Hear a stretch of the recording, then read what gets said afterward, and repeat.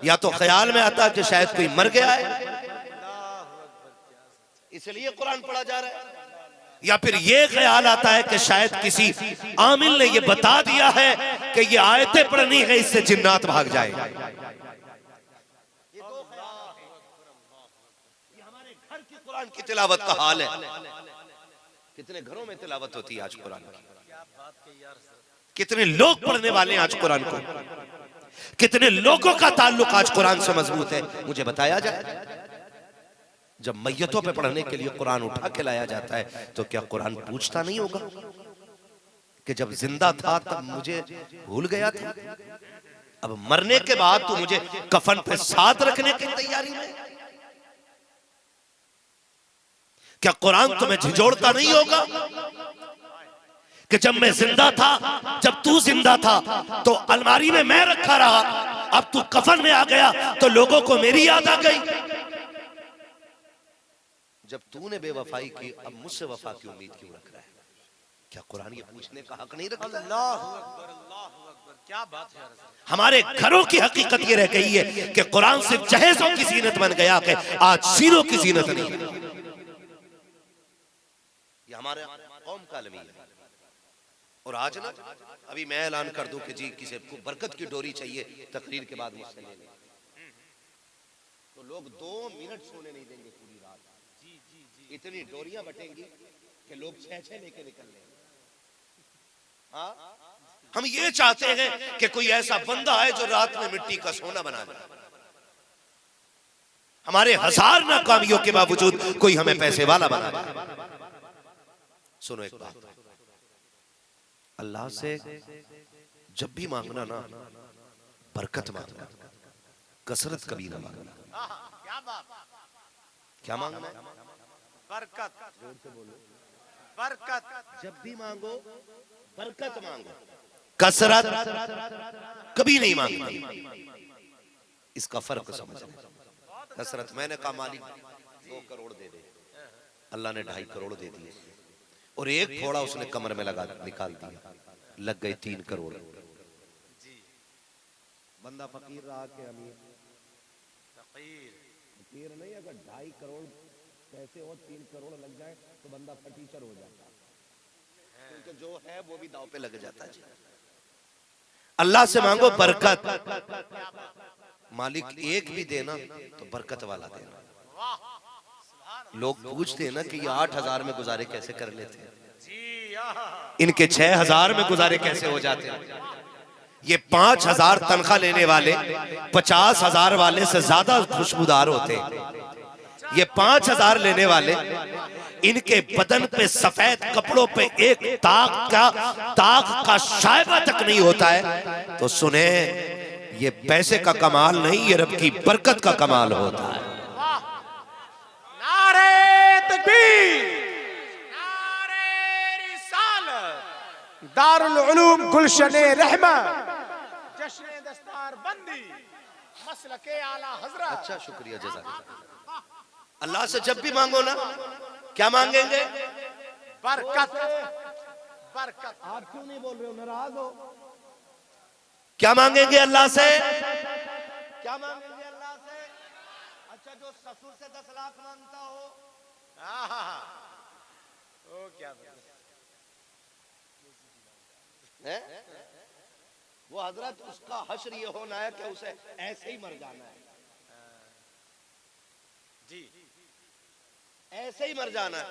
और ये चच्चे लोग जो बैठे हैं ना, बड़ी उम्र के लोग, इनसे गुजारिश है बेगानी शादी में अब्दुल्ला दीवाने ना बना कर।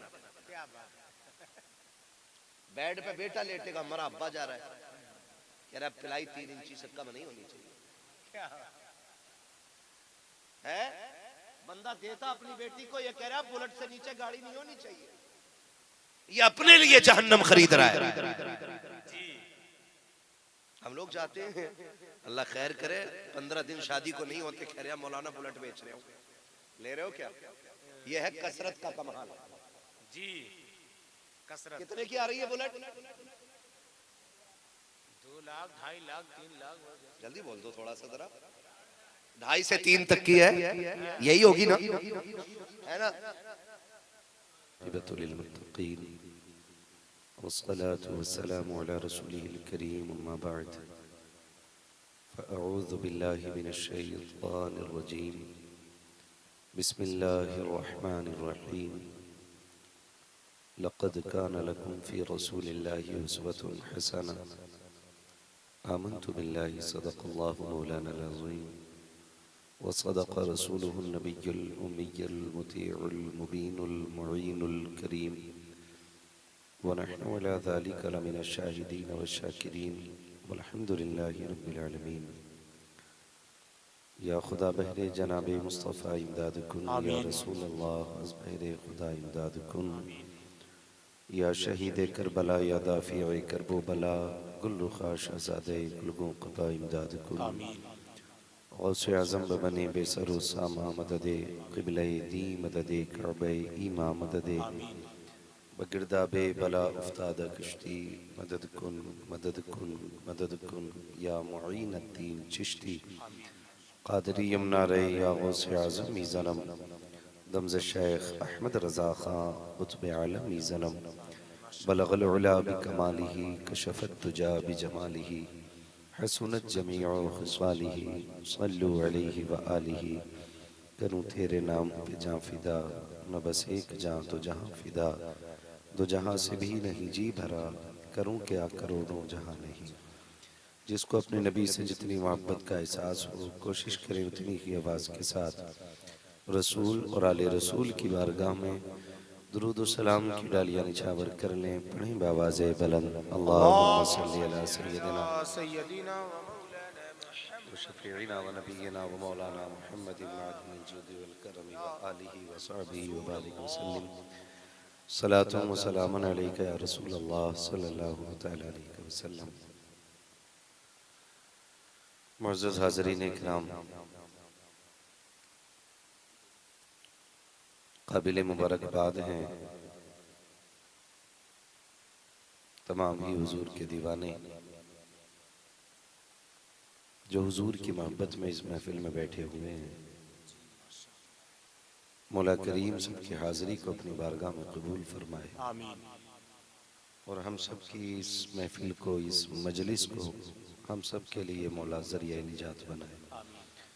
मिंबर रसूल पर उलमाए अहले सुन्नत का नूरानी मुकाम, नूरानी मोतबर मुअज़्ज़म मोहतरम मोहतशम काफ़िला जलवागर है। हर शख्स अपनी जगह पर एक आफताब की हैसियत रखता है। साथ ही साथ हमारी आंखों के सामने इस इदारे की बरसों की मेहनतें 10 फारिगीन की शक्ल में मौजूद है। थोड़ी देर में आले नबी औलादे अली शहजादे मौलाए कायनात पीर तरीक़त रहबर राह शरीयत हुजूर सैयद ग़ियास मियां साहिब क़िबला कालपी शरीफ मिंबर रसूल पर जलवागर होने वाले हैं। यकीनन उन्हीं के मुबारक हाथों से इन 10 हाफिजों के सरों पर फरागत का खूबसूरत ताज रखा जाएगा। आप हजरात सुकून के साथ बैठे रहें। कोशिश ये करें कि हम उस नूरानी मंजिल को देखे बगैर इंशाअल्लाह नहीं जाएंगे। वादा कर रहे हैं इंशाअल्लाह। अभी आपने नकीब अहले सुन्नत नाशिर मसलक आला हजरत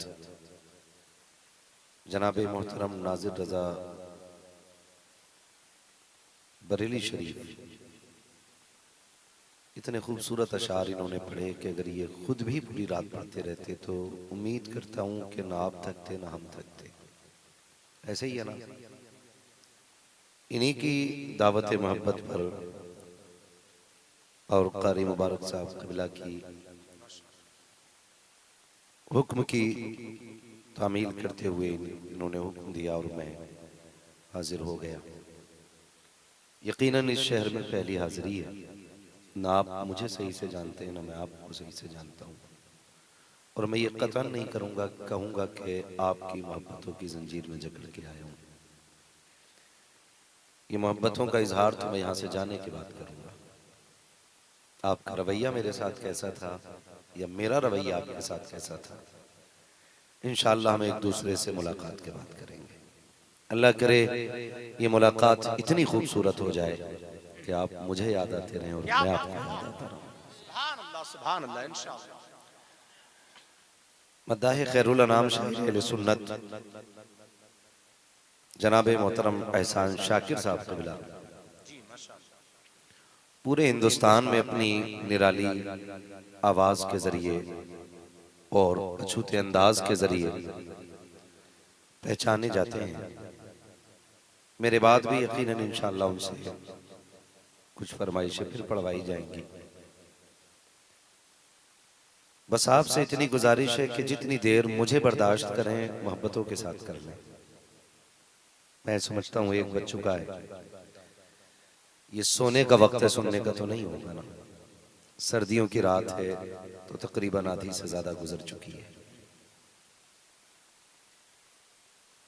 कोशिश ये कीजिएगा कि यहाँ सिर्फ चेहरे देखने के लिए ना बैठे, ये नजरिया लेकर के बैठे कि अगर कोई बात फायदे की होगी तो अमल करेंगे इंशाअल्लाह। इंशाअल्लाह करेंगे, इंशाअल्लाह, इंशाअल्लाह। हाँ, मुझसे पहले मेरे पेशरो खतीब ने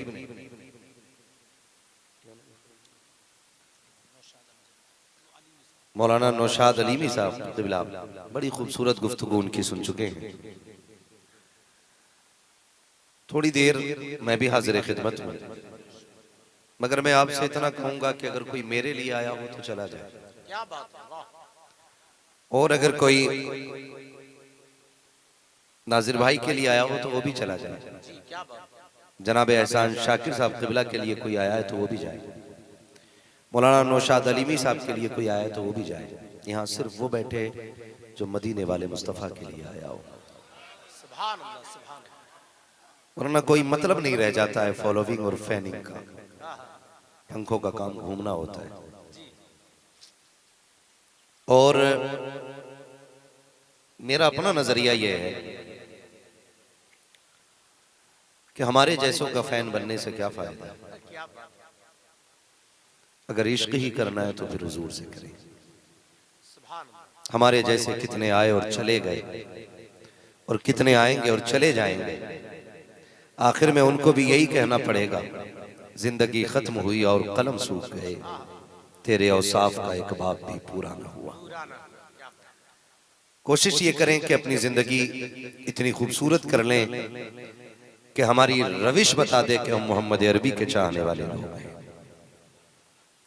मैं ये तो नहीं जानता हूं कौन कहां से आया है और कितनी दूर से आया है, लेकिन इतना जरूर जानता हूं कि महबूब की महफिल को महबूब सजाते हैं, महबूब की महफिल को महबूब सजाते हैं, आते हैं वही जिनको सरकार बुलाते हैं।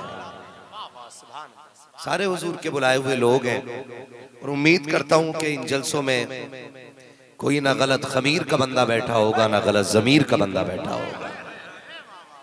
यहाँ वही आते हैं जिनका खमीर भी अच्छा होता है और जमीर भी अच्छा होता है। अगर कभी कोई बात आपको तल्ख लग जाया करे तो ये समझ लिया करो, कभी अपनों के कान ऐंठने में दूर वालों को नसीहत देना भी मकसद होता है। कभी ये नहीं होता है कि आप आके बैठे और आपको जलील किया जाए। हाँ, कभी कभी हमारी बेहतियाती में इस तरह के जुमले निकल जाते हैं कि हम अपने सामने वाले बैठे लोगों को साफ कह देते हैं कि तुम जाहिल हो, तुम गवार हो, तुम ऐसे हो, तुम वैसे हो। मैं तो अपनी जमात से भी ये गुजारिश करता हूँ कि इस तरह के जुमलों से परहेज किया जाए,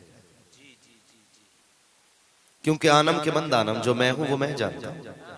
मेरे बारे में आप नहीं जानते, आपके बारे में मैं नहीं जानता हूँ। तो ये भी तो हो सकता है जिन्हें हम गवार और जाहिल कह के आवाज दे रहे हैं, हो सकता है उस जमात में कोई रब का महबूब बंदा भी बैठा हो। ये रिश्ते तो नाजिर भाई रात की तन्हाइयां बताती हैं ना, ये फैसले तो रात के सन्नाटे करते हैं ना, कौन रब से कितना करीब होकर बैठा है। मेरे जुब्बा पहन लेने से, अमामा बांध लेने से, माइक पे बैठ जाने से मैं अच्छा नहीं हो सकता हूँ। मेरे इमाम ने कहा था, मुजरिम को न शर्माओ, अहबाब कफन ढक दो, मुंह देख के क्या होगा, पर्दे में भलाई है। हाँ, कोई नहीं जानता है कि मेरे बगल में जो बंदा बैठा है इसका रिश्ता रब से कैसा है, किसी को नहीं मालूम। ये भी तो हो सकता है दिनों में बोरियां ढोने वाला, दिन में मजदूरियां करने वाला, रात को कुरान लेके बैठता हो और उस वक्त तक उसको जुज़दान में न रखता हो जब तक उसकी लाइनों में, उसके सुतूर में, उसके पारों में मदीने वाले मुस्तफा के चेहरे की जियारत न कर लेता हो। ये फैसले तो रातों की तन्हाइयां करती है। बस इतनी दुआएं किया करें, अल्लाह हमें इतना अच्छा बना दे जितने अच्छे को वो पसंद करता है। अल्लाह हमें इतना खूबसूरत बना दे जिसे वो खूबसूरत कहता है। हम इतने सज और सवर जाएं कि मदीने वाले मुस्तफा को पसंद आ जाए। हम आईनों के आगे घंटों खड़े रह करके, ब्यूटी पार्लर में जाकर के मसाज करा करके, हाँ, चेहरों को बना करके दुनिया को खूबसूरत बन के दिखाते हैं और फिर बात करते हैं कि मैं बड़ा हसीन हूं। मेरे मुर्शिद बरेली के ताजदार ने कहा था, जो पिया को भाई अख्तर वो सुहाना राग है, जिससे नाखुश हो पिया वो रागनी अच्छी है। जो पिया को भाई अख्तर वो सुहाना राग है, जिससे नाखुश हो पिया वो रागनी अच्छी है। हम अगर 1 लाख बार कहें हम उनके, क्या होता है? वो एक बार कह दें ये मेरा है, तो फिर तो बेड़े ही पार हो जाते हैं। वो कहा था ना किसी दीवाने ने, मैं होशो हवास अपने इस बात पे खो बैठा, तुमने जो कहा हंसकर आया मेरा दीवाना। इतना तो करम करना है चश्मे करीम आना, जब जान लबों पर हो तुम सामने आ जाना। ये हर एक की तमन्ना होनी चाहिए, हर आशिक की तमन्ना होनी चाहिए। मैं बहुत बड़ा तो नहीं हूं जो बहुत बड़ी बात करूं, जो बड़े लोग हैं वो बड़ी बातें करते हैं। मैं एक दीवाना सा आदमी हूं और मेरी बातें भी ऐसी रहती हैं। दुआ करता हूं अल्लाह ने जैसा मेरा जाहिर बनाया है वैसा बातिन बना दे, जैसा लोग गुमान करते हैं अल्लाह मुझे वैसा सजा दे, और उसके खजानों में कोई कमी भी नहीं है। वो लम्हों में तकदीर बदल देता है। हाँ, अगर वो चाहे तो बिश्र हाफी को वली बना देता है। अगर वो करम की नजर डाल दे तो फुजैल बिन अयाज जैसे बंदे को बगदाद वाले के पीरों की जमात में शामिल कर देता है। उसके खजानों में कोई कमी नहीं है। मांगा करें अल्लाह से, और तब मांगा करें जब दुनिया सो गई हो, इसलिए कि मांगने का मजा भी तन्हाई में है और देने का मजा भी तन्हाई में होता है। ये ख्याल कीजिएगा। हम सच कहूं ना तो बड़े बेसब्रे लोग हैं, मैं खुद को भी शामिल कर रहा हूं। हम बड़े बेसब्रे लोग हैं, जरा सी उलझन आ जाए ना तो फौरन सामने वाले से शिकायत करते हैं, देख जरा यार ये दर्द हो रहा है, मेरे क्यों हो रहा है, आज मेरी ये साइड दर्द कर रही है, मैं और सफर करके पहुंचा, बड़ा थक गया। मैं आज तक कभी अपने सफर को इसलिए जिक्र नहीं करता हूं, कभी मैंने अपनी गुफ्तगू में अपने सफर का तज़किरा नहीं किया, वरना मुसाफिर हो और हादसे ना हो ये तो होता ही नहीं है। और हम रातों दिन के यूं समझे भटकने वाले लोग, हम दिनों से ज्यादा रातों में भटकते हैं, ये सच्ची बात है। मगर हम क्यों जिक्र नहीं करते? मेरा दिल ये कहता है शिकायत किस बात की करनी। ये जो कुर्सी मिली है ना, ये उस महबूब के सदक़े में मिली है जो हमारे हिस्से की मुसीबतें ताइफ में उठा के चला गया है। क्या बात है। ये जो जुब्बा कुब्बा, ये इज्जतें, ये शोहरतें जो मिली है ना, ये उनके सदक़े में मिली है कि जिन्होंने हमारे हिस्से के पत्थर चुन लिए, हमारी राहों के कांटे तो उन्होंने उठा लिए, अब हम उनके नाम पे टुकड़े तोड़ने वाले लोग। हम किस मुसीबत का जिक्र करते हैं? खुदारा अगर उलझन आ भी जाए ना तो कभी शिकवा न करना, कभी शिकायत दुनिया वालों से न करना, क्योंकि ये सुन भी लें तो कोई हल नहीं दे सकते। अगर आपको बड़ी से बड़ी मुश्किल भी आ जाए तो फिर रात को मुसल्ला बिछाओ और अपने रब को रो के दिखाओ। वो ऐसा मददगार है कि जो उसे रो के दिखाता है वो उसकी सुनता है और वो उसके राज किसी दूसरे को नहीं बताया करता है। कमी हमारी सबसे बड़ी है कि जहां रोना था वहां रोए नहीं, जहां मांगना था वहां मांगे ही नहीं। अपने रब से रिश्ते मजबूत करें। अलमिया है, पूछा गया जब दिल काले हो जाए तो क्या किया जाए, तो बताया कि जब दिल काले हो जाए तो कुरान पढ़ा करो। कि अल्लाह कुरान की तिलावत के सदक़े में दिलों के जंग मिटा दिया करता है। दिल सख्त हो जाए तो यतीमों के सर पे हाथ रखा करो कि इससे दिल नर्म हो जाया करते। और आज दोनों ही चीजें नहीं, दोनों ही चीजें नहीं। ये 10 कुरान वाले बैठे हुए मेरे सामने, मैं यकीन के साथ कह रहा हूं, जो अहले दिल बैठे होंगे ना, वो इन्हें देख के सोचते होंगे काश इसी जमात में एक मेरा बेटा भी बैठा होता। क्या बात है हज़रत। उनका भी ख्याल होगा काश इन कुरान वालों में एक मेरा बेटा भी होता। आज उसके सर पे भी दस्तार रखी जाती, आज वो भी हाफिज कुरान का लक़ब लेके इस मिंबर से उठता। मगर याद रखिए, ये दौलतें सबको नहीं मिलती हैं, ये दौलतें उनको मिलती हैं जिनसे खुदा भी राजी होता है, मदीने वाला मुस्तफा भी राजी होता है। बड़ी अच्छी गुफ्तगू हमारे अलीमी साहब ने की थी और बड़ा आगाह किया था हमारी कौम को कि ख्याल करें, ख्याल करें, उलमा का एहतराम बड़ा जरूरी है।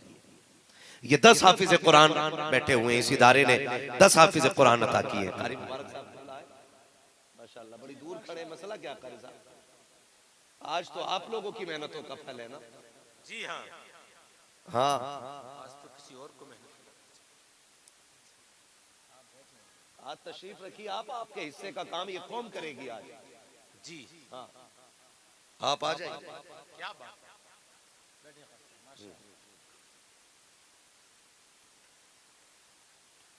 ये भी एक अजीब मसला है। अगर दस्तारबंदी का जलसा होता है ना, तो जो पढ़ाने वाला होता है उसका नाम बड़े कोने में खड़ा होता है। जो 1 घंटे के लिए आता है ना, उसका नाम बड़ा मोटा डाल दिया जाता है।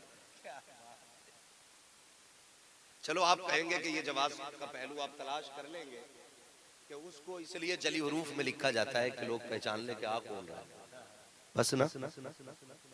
तो मैं कहता हूँ उसको हमसे ज्यादा इज्जतें दो जिसने 10 साल दरसगाह में बैठ करके पढ़ा के कुरान वालों के सीनों में कुरान उतारा है। उसका नाम भी थोड़ा सा बड़ा होना चाहिए, उसका नाम सबसे छोटा कर देते हैं। पढ़ाने वाले का नाम बड़ा होना चाहिए, उसकी मेहनतें लगी होती हैं और इनकी मेहनतों का समरा है जो हमारी और आपकी मुलाकात हो रही है। सही है कि नहीं ये बात? सही है ना, वरना ऐसी कोई चारपाई हमीरपुर में नहीं बनी है कि जिस पर रात को सुलाया जाए और सुबह में पूरा हाफिज तैयार मिल जाए। क्या बात है कोई ऐसा बिस्तर?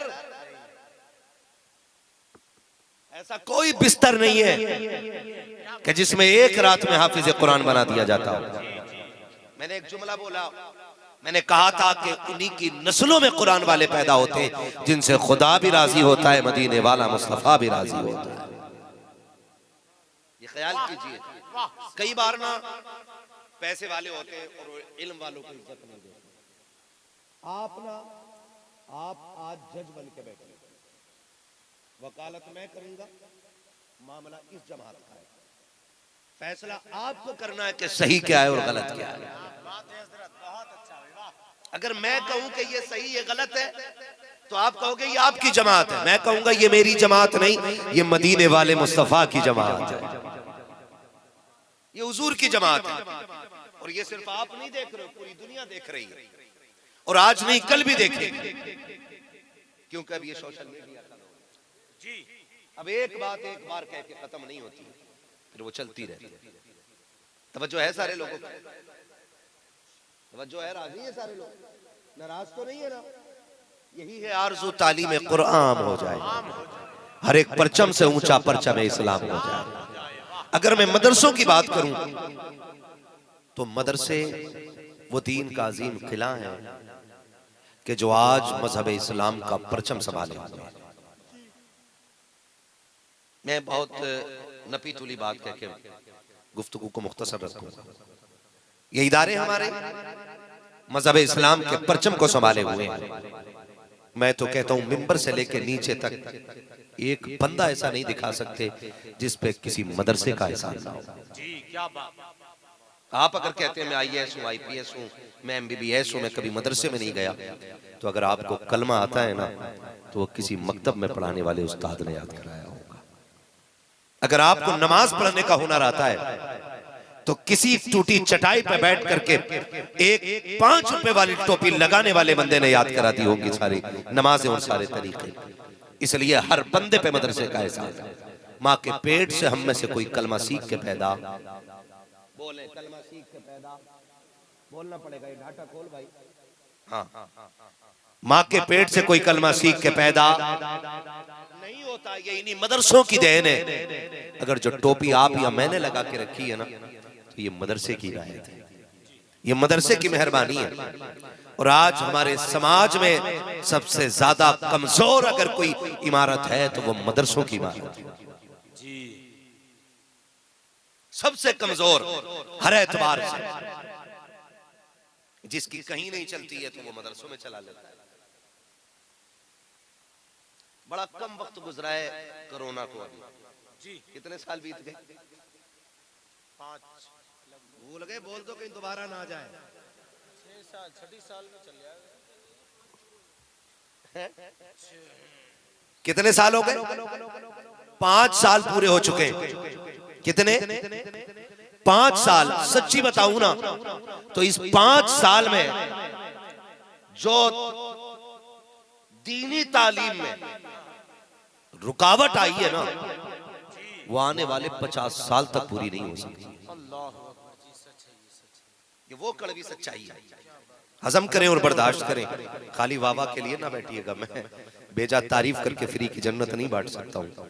जन्नत मेरे बाप की नहीं, जन्नत रसूल पाक की है। हाँ। तो ये 5 सालों के अंदर बड़ी रुकावट आई।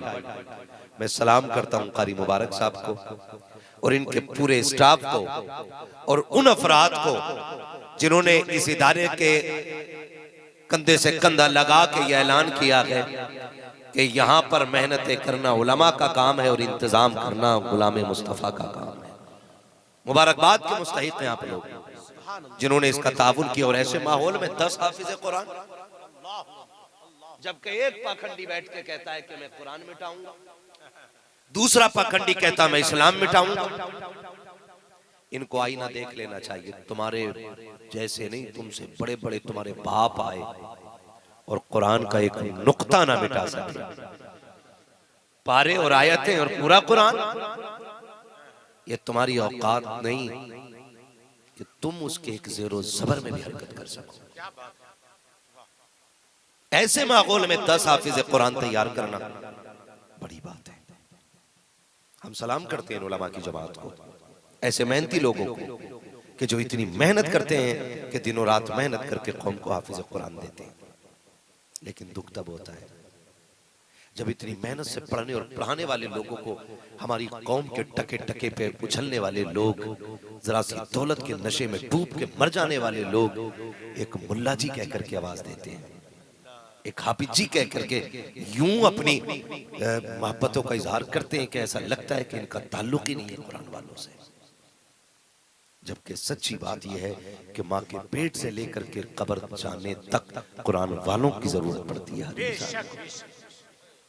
ये कोशिश कीजिएगा जो मैं आपको बातें बता रहा हूँ। अल्लाह करे ये कभी हमारे अंदर ऐब पैदा ना हो, लेकिन जिन्हों के लोगों के अंदर ये ऐब है ना, बड़ा दुख होता है उनसे। हम लोग भी जाने अनजाने में कहीं कहीं तौहीन कर जाते हैं। आप कहेंगे मैंने तो कभी कुछ नहीं कहा, ये मौलवी ऐसी बात कर रहा है। मैंने देखा जो 10,000 रुपए चंदा देता है ना मदरसे को, या 50,000 या 1 लाख दे, वो यूं पैर पे पैर रख के मौलवी से बात करता, हाँ भाई हमने पिछले साल 10,000 दिए थे, उसका क्या बना। ऐसे ये स्टाइल होता है। अगर तुझे गुरूर है ना दौलत पे तो सुन, कब्रिस्तान चल, मैं लेके चलूं, पूछ कब्रों से कहो क्या हाल है, तो फटे कफन आवाज दे के कहेंगे हुए नामवर बेनिशा कैसे कैसे, जमी खा गई आसमां कैसे कैसे। इस लहजे में जब कुरान वालों से बात की जाती है ना, तो सुनो, फिर बरकतें नहीं आती, फिर जहमतें आ जाया, उलझने आ जाया करती है। हम ये इज्जत कुरान वालों को देते हैं, हमारी नजर में यह एहतराम कुरान वालों का है, और फिर कहते हैं मुसलमान परेशान है। मैं दावे के साथ कहता हूं, कुरान से सच्चा इश्क कर लो, सच्चा प्यार कुरान से कर लो। अगर आप पढ़ भी नहीं सकते हो तो कुरान को देख तो सकते हो ना। तुम्हारी अलमारियों में रखा हुआ कुरान तुम्हारा इंतजार कर रहा है, जुज़दान में बंधा हुआ कुरान तुम्हारी राह देख रहा है। क्या कभी मुझे भी खोल के देख, कभी मुझे भी छू, कभी मुझे भी सीने से लगा। अगर आप पढ़ना भी नहीं जानते हो ना तो सुबह निकला करो तो कुरान चूम के घर से निकला करो, कुरान देख के घर से निकला करो। लेकिन क्या करें, हमने तो कुरान को सिर्फ तीजे 40वें में पढ़ी जाने वाली किताब समझ रखा है। ये कड़वी हकीकत है। आज के दौर में अगर फजर में किसी घर से कुरान की आवाज आ जाए ना तो दो तरफ ख्याल जाता है, दो तरफ। या तो ख्याल में आता है कि शायद कोई मर गया है इसलिए कुरान पढ़ा जा रहा है, या फिर ये ख्याल आता है कि शायद किसी आमिल ने ये बता दिया है कि ये आयतें पढ़नी है, इससे जिन्नात भाग जाए। ये हमारे घर की कुरान की तिलावत का हाल है। कितने घरों में तिलावत होती है आज कुरान की, कितने लोग पढ़ने वाले हैं आज कुरान को, कितने लोगों का ताल्लुक आज कुरान से मजबूत है, मुझे बताया जाए। जब मैयतों पे पढ़ने के लिए कुरान उठा के लाया जाता है तो क्या कुरान पूछता नहीं होगा कि जब जिंदा था तब मुझे भूल गया था, अब मरने के बाद तू मुझे कफन पे साथ रखने की तैयारी में? क्या कुरान तुम्हें झिझोड़ता नहीं होगा कि जब मैं जिंदा था, जब तू जिंदा था तो अलमारी में मैं रखा रहा, अब तू कफन में आ गया तो लोगों को मेरी याद आ गई। जब तूने बेवफाई की अब मुझसे वफा की उम्मीद क्यों रख रहा है? क्या कुरान ये पूछने का हक नहीं रखता? अल्लाह अकबर, क्या बात है। हमारे घरों की हकीकत ये रह गई है कि कुरान सिर्फ जहेजों की जीनत बन गया कि आज सीनों की जीनत नहीं। ये हमारे कौम का अलमी है। और आज ना अभी मैं ऐलान कर दूं कि जी किसी को बरकत की डोरी चाहिए तकरीर के बाद मुझसे ले लें, तो लोग 2 मिनट सोने नहीं देंगे पूरी रात। इतनी डोरियां बटेंगी कि लोग 6-6 लेके निकल लेंगे। हाँ, हम ये चाहते हैं कि कोई ऐसा बंदा है जो रात में मिट्टी का सोना बना दे। हमारे 1000 नाकामियों के बावजूद कोई हमें पैसे वाला बना दे। सुनो एक बात, अल्लाह से जब भी मांगना ना बरकत मांगना, कसरत कभी ना मांगना। क्या बात, क्या मांगना है? बरकत। जोर से बोलो, बरकत। जब भी मांगो बरकत मांगो, कसरत कभी नहीं मांगना। इसका फर्क समझना। कसरत, मैंने कहा मालिक 2 करोड़ दे दे, अल्लाह ने 2.5 करोड़ दे दिए और एक थोड़ा उसने कमर में लगा निकाल दिया, लग गए 3 करोड़। बंदा फकीर रहा के अमीर? फकीर नहीं, अगर 2.5 करोड़ पैसे हो 3 करोड़ लग जाए तो बंदा फटीचर हो जाता है, क्योंकि जो है वो भी दांव पे लग जाता है। अल्लाह से मांगो बरकत, मालिक एक भी देना तो बरकत वाला देना। लोग पूछते हैं ना कि ये 8,000 में गुजारे कैसे कर लेते हैं, इनके 6,000 में गुजारे कैसे हो जाते हैं। ये 5,000 तनख्वाह लेने वाले 50,000 वाले से ज्यादा खुशबूदार होते हैं। ये 5,000 लेने वाले, इनके बदन पे सफेद कपड़ों पे एक ताक का शायबा तक नहीं होता है। तो सुने, ये पैसे का कमाल नहीं, ये रब की बरकत का कमाल होता है। नारे तकबीर, नारे रिसालत, दारुल उलूम गुलशन रहमत, जश्न दस्तार बंदी, मसलके आला हजरत। अच्छा, शुक्रिया, जज़ाकल्लाह। अल्लाह से जब भी मांगो ना, क्या मांगेंगे? बरकत, बरकत। आप क्यों नहीं बोल रहे हो, नाराज हो?